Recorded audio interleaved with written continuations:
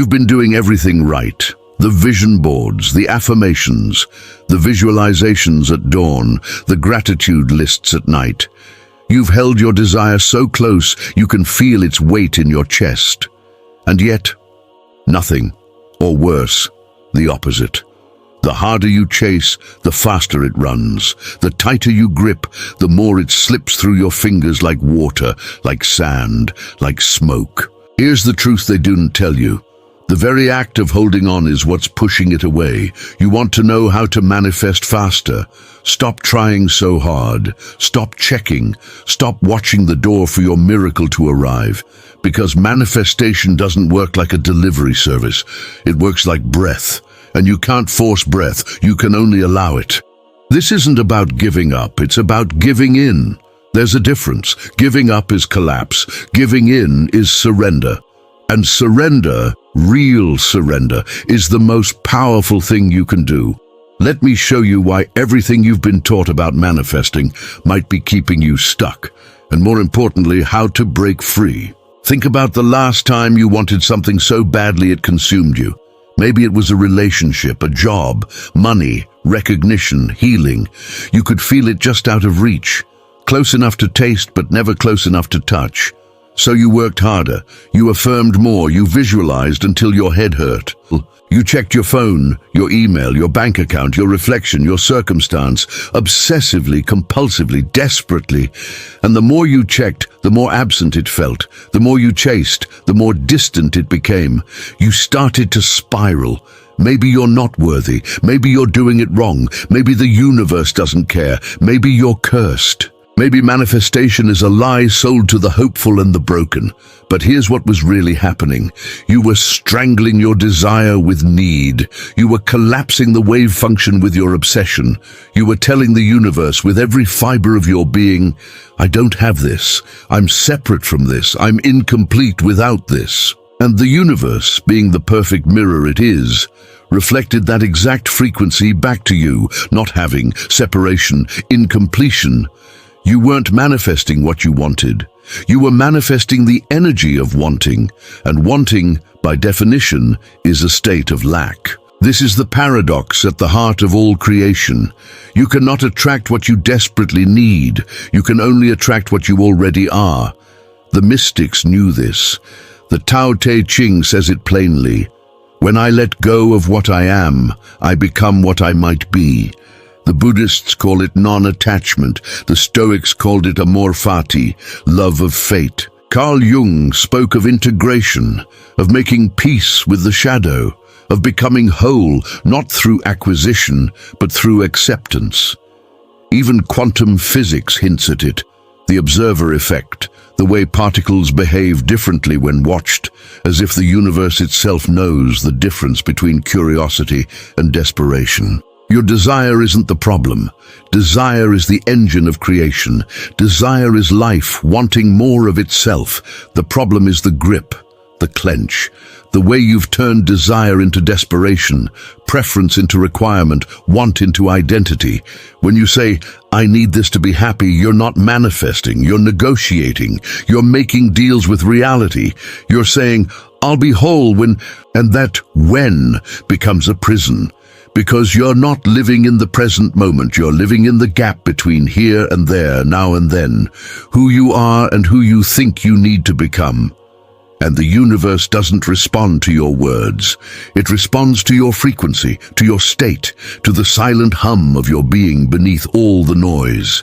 So when you're in a state of need, of lack, of incompletion, when you're checking, chasing, grasping, you're broadcasting that frequency out into the field of infinite possibilities. And the field, being neutral and lawful, gives you more of what you are. More waiting, more wanting, more lack. This is why people say, it came when I stopped looking. It's why you hear stories of someone meeting their soulmate the moment they decided to be content alone. Why the job offer arrives after they've made peace with their current situation. Why money flows in when they stop obsessing over the bills. It's not luck, it's not coincidence, it's law.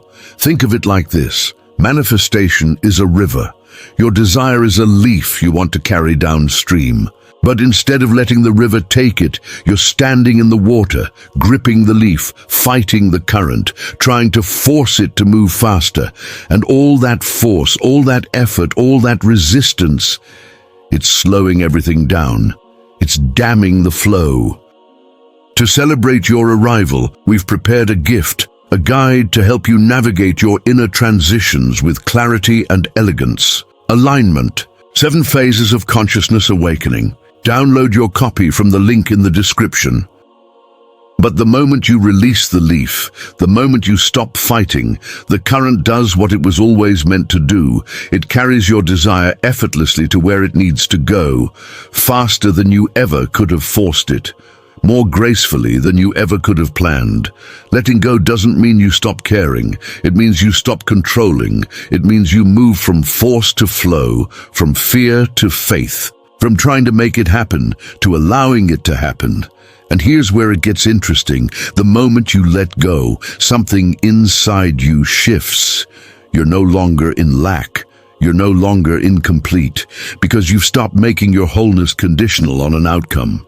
You've stopped abandoning your present for a future that doesn't exist yet. You come home to yourself, and in that homecoming, you become the frequency of already having, of wholeness, of enoughness, of being the thing you were chasing. And that's when everything changes. Because the universe doesn't give you what you want. It gives you what you are. And when you are whole, when you are aligned, when you are in the frequency of having rather than wanting, that's when you become magnetic. That's when synchronicities start flowing. That's when doors open that you didn't even know existed. That's when your desire finds you, often in ways more beautiful than you could have imagined. You've probably experienced this before without realizing it. Remember that time you were thinking about someone and they texted you out of nowhere? You weren't sitting there staring at your phone, willing them to message. You were just lightly aware, open, and then ping. There they were. Or that time you needed money and you forgot about it for a few days, and then suddenly an unexpected check arrived, or someone paid you back, or an opportunity appeared. Or that time you wanted clarity on a decision, and you stopped agonizing over it, went for a walk, and the answer just dropped into your mind like a gift. That's what I'm talking about. That's the frequency of allowing, of trust, of flow. But most of us can't maintain that frequency when it comes to the big things, the things we want most, because we've attached our identity to the outcome. We've made our worth conditional on the result.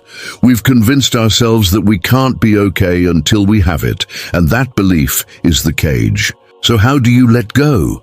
How do you release the grip without feeling like you're betraying your desire or giving up on your dream? First, you have to understand what letting go actually means. It doesn't mean you stop wanting. It doesn't mean you become passive or indifferent. It doesn't mean you don't take action. Letting go means you stop making your peace conditional on the outcome. It means you stop arguing with reality. It means you stop living in the future and you start living now. It means you do the work. The visualization, the action, the alignment, and then you release the attachment to how and when it shows up. You plant the seed and you trust the soil. You don't dig it up every day to check if it's growing. Here's a practice. Every time you catch yourself obsessing, checking, desperately grasping, pause, take a breath, and ask yourself, can I be okay right now, in this moment, without this thing? Not forever. Just right now. Can you find one thing to appreciate about your present reality? Can you feel your feet on the ground, the air in your lungs, the fact that you're alive and aware and here? Because the present moment is the only place where manifesting actually happens. The future is just a concept, a story, a projection. But the present moment is real. It's the only point of power you have. And when you anchor yourself in the now, when you stop abandoning yourself for a future version of yourself, something miraculous happens. You realize you're already whole. You realize you're already enough. You realize that the thing you were chasing wasn't going to complete you, it was going to reflect your completeness. This is the shift from "I'll be happy when I have it" to "I'm happy now, and having it will be a bonus." From "I need this to prove I'm worthy" to "I'm already worthy, and this is just an extension of that." From "the universe is withholding from me" to "the universe is conspiring for me." And in that shift, your entire frequency changes. You stop broadcasting lack and start broadcasting abundance. You stop being a beggar and start being a magnet. You stop chasing and start attracting. Because here's the secret. The universe isn't testing you. It's not punishing you. It's not making you wait to teach you a lesson. The universe is neutral. It's a mirror. It's a field of infinite possibilities responding to the frequency you're emitting. And when you're in the frequency of lack, you get more lack. When you're in the frequency of desperation, you get more things to be desperate about. But when you're in the frequency of trust, of wholeness, of already having, you get more of that. It's not magic. It's physics. It's resonance, like attracts like. Energy matches energy. So the fastest way to manifest isn't to try harder, it's to let go, to stop gripping, to stop forcing, to stop checking. It's to do your part, the visualization, the aligned action, the self-concept work, and then release it, surrender it, trust it. It's to say, I've done my part, I've planted the seed, now I trust the universe to do its part, and while I wait, I'm going to be fully alive in this moment. I'm going to find joy here. I'm going to be whole here. Because my life isn't on pause until my desire arrives. My life is happening now. And that right there is the frequency of manifestation. Let me give you a metaphor that might help. Think of your desire like a butterfly. If you see a butterfly and you chase it, it flies away. If you try to grab it, it escapes. If you corner it, it panics and flutters desperately against the walls. But if you sit still, if you become calm and present and open, sometimes the butterfly will land on you. It will come to you. Not because you forced it, but because you became a safe place for it to land. Your desire is the same way. When you're chasing it, grasping at it, desperately trying to make it happen, you're creating turbulence, you're creating resistance, you're actually pushing it away. But when you become still, when you become grounded in your own enoughness, when you create inner peace, your desire can land, it can find you, it can manifest, and often it manifests faster than it ever would have if you'd kept chasing. This doesn't mean you become passive.